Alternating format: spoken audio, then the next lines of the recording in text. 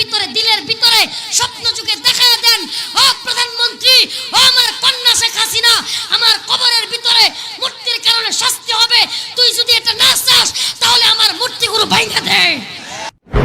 আমরা হুজুররা নাকি ভাস্কর্য আর মূর্তির তফাৎ বুঝি না। বাহ, কি আজীব কথা। What is the difference of ভাস্কর্য, what is the difference of মূর্তি? কোনো ডিফারেন্স নাই, সব এক। কারণ কি? ভাস্কর্যের ইংরেজি শব্দ কি? যারা ইংলিশ জানো বলো তো। ভাস্কর্যের ইংরেজি শব্দ কি? স্ট্যাচু। কি কথা বলেন না কেন? ডিকশনারি চার্জ দিয়ে দেখেন গুগলে, স্ট্যাচুর বাংলা শব্দ কি? মূর্তি।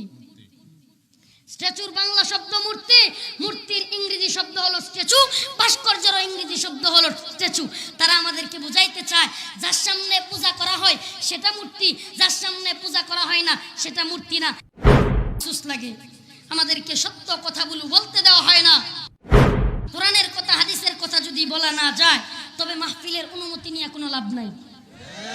এই কথা বুঝেন, কোরআনের কথা হাদিসের কথা যদি বলা না যায়, এই মাহফিল এই একজন বক্তা আইনা একটা বর্তমানে ট্রেডিশন চালু হয়ে গিয়েছে, একটা প্রথা চালু হয়ে গিয়েছে। বিশাল দূর থেকে একজন বক্তা আনলাম, আনার পরে বক্তার হলো মাহফিল করা পেশা, শ্রোতার হলো আজ শোনা নেশা, আর কমিটির বক্তার শ্রোতা পেশা আর নেশা দুইটারে একসাথে কইরা কমিটির হইলো কিছু আশা। এই ওয়াজ মাহফিল বন্ধ করতে হবে, স্পষ্ট কথা। যদি ইসলামের এই মাহফিলগুলো থেকে কোরআনের কথা হাদিসের কথা বলা না যায় তবে মাহফিলের অনুমতি নেওয়ার কোনো প্রয়োজন নাই। পারলে কথা কমু, নাইলে বন্ধ থাকবো। জবান যদি বন্ধ থাকে তাইলে আল্লাহর কাছে জবাব দিতে হবে না। যদি সত্য না কয়ে চাটুকারিতা করি এটার জবাব দিতে হবে।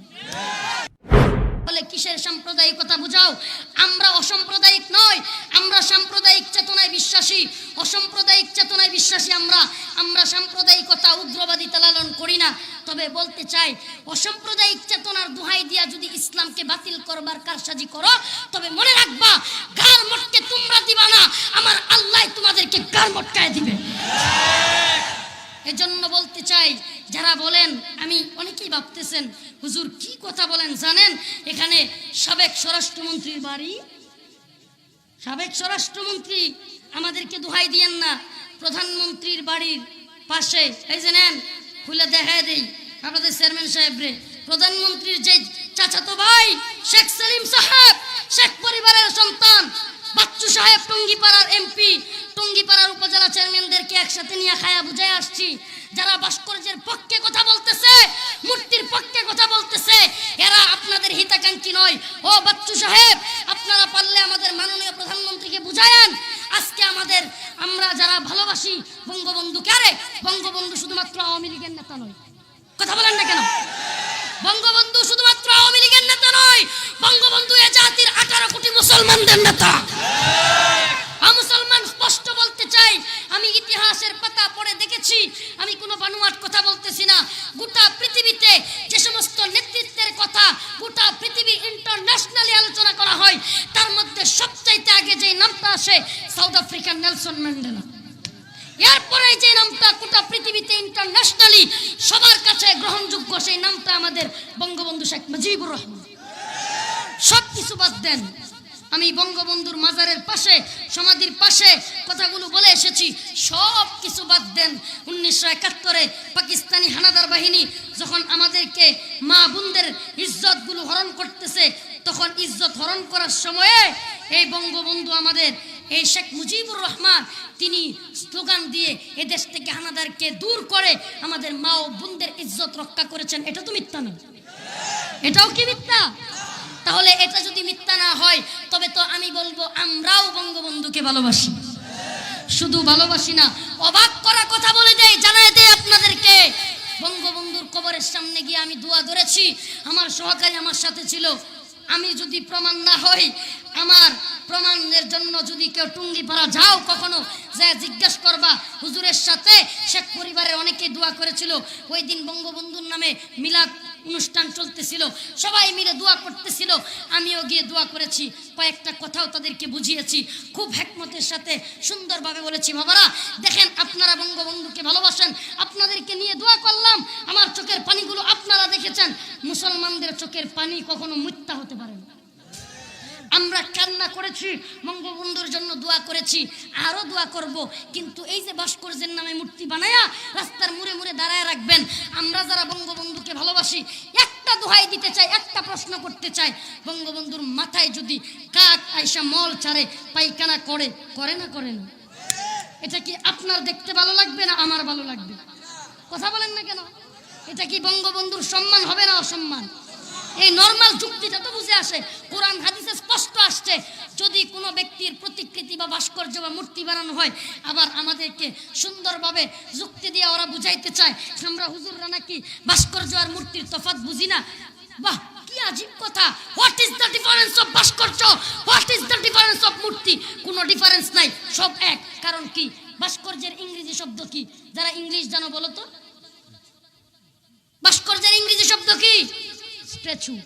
কি কথা বলেন না কেন? ডিকশনারি চার্জ দিয়ে দেখেন গুগলে, স্ট্যাচুর বাংলা শব্দ কি? মূর্তি।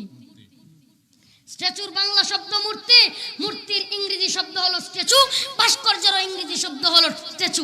তারা আমাদেরকে বুঝাইতে চায় যার সামনে পূজা করা হয় সেটা মূর্তি, যার সামনে পূজা করা হয় না সেটা মূর্তি না। তাহলে আমি বলবো আমার রসুল সুন্নত হাদিসের মধ্যে আসছে, বানোয়াট কিচ্ছা কাহিনী বললে আবারও বলতেছি ভুল ধরায়া দিবেন। আমার রসুল দেখলো কাবাঘরের ভিতরে মূর্তি, সকল মূর্তিগুলো ভাঙিয়া দিল। শুধু তাই না, আমাদের মুসলিম জাতির পিতা ইব্রাহিম আলাইহিস সালামের মূর্তি ছিল। তখন কি রসুল বলেছিল সাহাবায়ে কেরামকে, না এটা ভাঙবো না, এটা রাইখে দাও? কথা বলেন না কেন? আল্লাহর রসুল বলেছিলেন জাতির পিতা ইব্রাহিমের মূর্তিও ভাঙো। আমরা তো বলি শুধু বঙ্গবন্ধুকে নয়, আমরা তো বলি জিয়াউর রহমানেরও যদি কোনো মূর্তি থাকে এটাকেও বুড়িগঙ্গায় ভাসায় দাও। এ জাতির কোনো মূর্তি আমরা দেখতে চাই না। জিয়াউর রহমান আর বঙ্গবন্ধু নয়, আমরা বঙ্গবন্ধুকে ভালোবাসি, তাই বলে ওনার মূর্তি বানাতে হবে এটা কখনোই সাপোর্ট করতে পারি না। আমি বঙ্গবন্ধুর সমাধির পাশে মাহফিলের মধ্যে তাদেরকে বুঝিয়ে এসেছি, বাবারা আমার, বন্ধুরা আমার, প্রিয় ভাইরা, আমি তো বঙ্গবন্ধুর সামনে দোয়া করে বঙ্গবন্ধুকে উদ্দেশ্য করে করে বলেছি, মন থেকে বাস্তব কথা বলি, আমি বঙ্গবন্ধুকে উদ্দেশ্য করে বলেছি, হে বঙ্গবন্ধু শেখ মুজিবুর রহমান, পারলে আপনি আপনার মেয়ে, আপনার কন্যা মাননীয় প্রধানমন্ত্রীর নয়নের ভিতরে, দিলের ভিতরে স্বপ্ন যুগে দেখায় দেন, ও প্রধানমন্ত্রী, ও আমার কন্যা শেখ হাসিনা, আমার কবরের ভিতরে মূর্তির কারণে শাস্তি হবে, তুই যদি এটা না চাস তাহলে আমার মূর্তিগুলো ভাঙা দে। এই কথা যদি আমাদের প্রধানমন্ত্রীর বুঝে আসে, আসলে কেমনে বুঝে আসবে? আশেপাশে যেগুলো থাকে সবগুলো রাম বা আমার নাস্তিক। আমাদেরও দরকার আসলে বিরোধিতা না কইরা এখন আমাদেরও ওনাদের পাশে যাওয়া দরকার, বুঝানো দরকার। আমি দাওয়াতটা দিয়েছি, বাচ্চু সাহেব আমাকে বলেছেন, ওই শেখ পরিবারের অনেকেই বলেছেন হুজুর যদি পারি ইনশাআল্লাহ আমরা বুঝানোর চেষ্টা করব। মাঝে মাঝেই উনি আসেন, আসার সময় আমরা বুঝানোর চেষ্টা করব। শুধু এভাবে নয়, আপনাদের সামনে যেভাবে বলতেছি এভাবে নয়, বিনয়ের সাথে, আদবের সাথে বলেছি। আরও সবচাইতে তাদের আবেগটা কোন জায়গায় লাগছে জানেননি?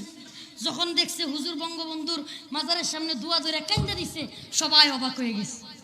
এই হুজুর নিশ্চিত বঙ্গবন্ধুরে ভালোবাসে।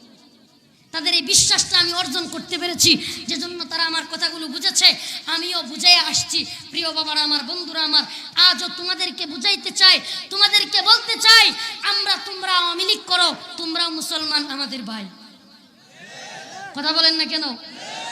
আওয়ামী লীগ, বিএনপি, জমিয়ত, জামাত, হেফাজত, চরমুনাই, জাসদ, বাসদ, তুমি যে মন চাই যে দল করো, কিন্তু দিন শেষে তোমার সবচেয়ে বড় পরিচয় কথা বলেন না?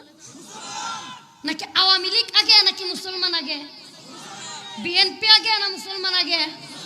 কবরে গেলে কি প্রশ্ন করবো what is your team, Awami League and BNP? হ্যাঁ, তোমার দলের নাম কি আওয়ামী লীগ না বিএনপি?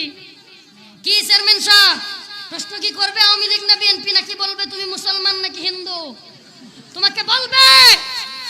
তোমাকে হাসাহাসি করতেছেন কেন? আমার মিতা মানুষ, এজন্য বললাম। মিতা বুঝেন না আপনারা? কি মিতা বুঝেন না নাকি? আমি তো পোস্টার দেখে অবাক হয়ে গেছিলাম, হায় হায়, দুই বক্তা রফিকুল ইসলাম নাকি? পরে দেখি না, উনি এলাকার চেয়ারম্যান। আমি পোস্টার দেখেছি, আমাকে একজন মেসেঞ্জারে পাঠাইছে, কিন্তু এমনভাবে পাঠাইছে নিচে ওনার নামটা থাকাতে সবটা দেখা যায় না। কথা বুঝছেন তো? আমি ভাবলাম বাহ, আরেক বক্তাও পাইলাম আমার নামে। আপনি বলেছেন এই যে তো আমি দেখলাম যে বক্তা কি দুইজন নাকি আমার নামে নামে, যাক ইউনিয়ন চেয়ারম্যান রফিকুল ইসলামের অর্থ জানেন? জানেন না? বলতো কি? মাশাআল্লাহ, মাশাআল্লাহ বলেন। আমার ধারণা সঠিক ছিল, আমার আইডিয়া ছিল উনি বলতে পারবেন। রফিকুল ইসলাম মানে ইসলামের বন্ধু। আলহামদুলিল্লাহ বলেন। আমরা ইসলামের বন্ধু না শত্রু? ইসলামের বন্ধু না শত্রু? তাহলে কি তাকবীর হবে কিনা? লিল্লাহি তাকবীর।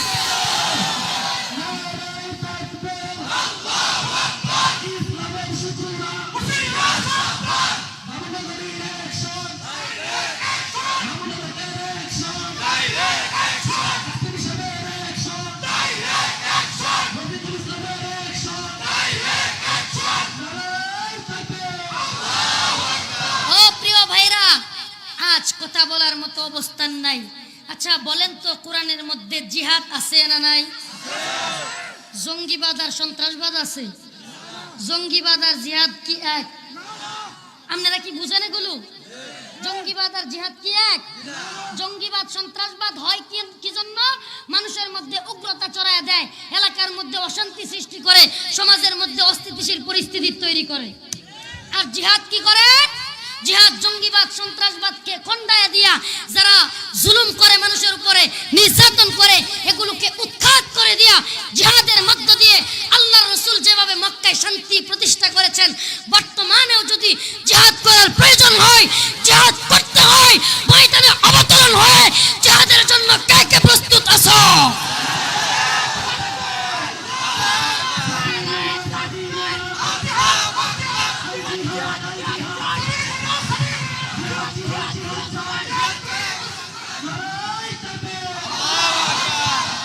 লাগে আমাদেরকে সত্য কথাগুলো বলতে দেওয়া হয় না। আমাদেরকে সত্য কথাগুলো বলতে গেলে অনেকেই বারণ করে, অনেকেই হিকমতের সাথে বারণ করে, আবার অনেকে নিষেধ করে। আমি তো স্পষ্ট বলি, ও প্রিয় বাবারা, কোরআনের কথা হাদিসের কথা যদি বলা না যায়, তবে মাহফিলের অনুমতি নিয়ে কোনো লাভ নাই। এই কথা বুঝেন?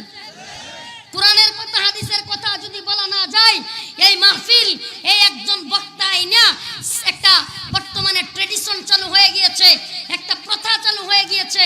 বিশাল দূর থেকে একজন বক্তা আনলাম, আনার পরে বক্তার হলো মাহফিল করা পেশা, শ্রোতার হলো আজ শোনা নেশা, আর কমিটির বক্তার শ্রোতা পেশা আর নেশা দুইটারে একসাথে কইরা কমিটির হইলো কিছু আশা। এই ওয়াজ মাহফিল বন্ধ করতে হবে, স্পষ্ট কথা। যদি ইসলামের এই মাহফিলগুলো থেকে কোরআনের কথা হাদিসের কথা বলা না যায়, তবে মাহফিলের অনুমতি নেওয়ার কোনো প্রয়োজন নাই। পারলে কথা কমু, নাইলে বন্ধ থাকবো। জবান যদি বন্ধ থাকে, তাইলে আল্লাহর কাছে জবাব দিতে হবে না। যদি সত্য না কয়ে চাটুকারিতা করি, এটার জবাব দিতে হবে।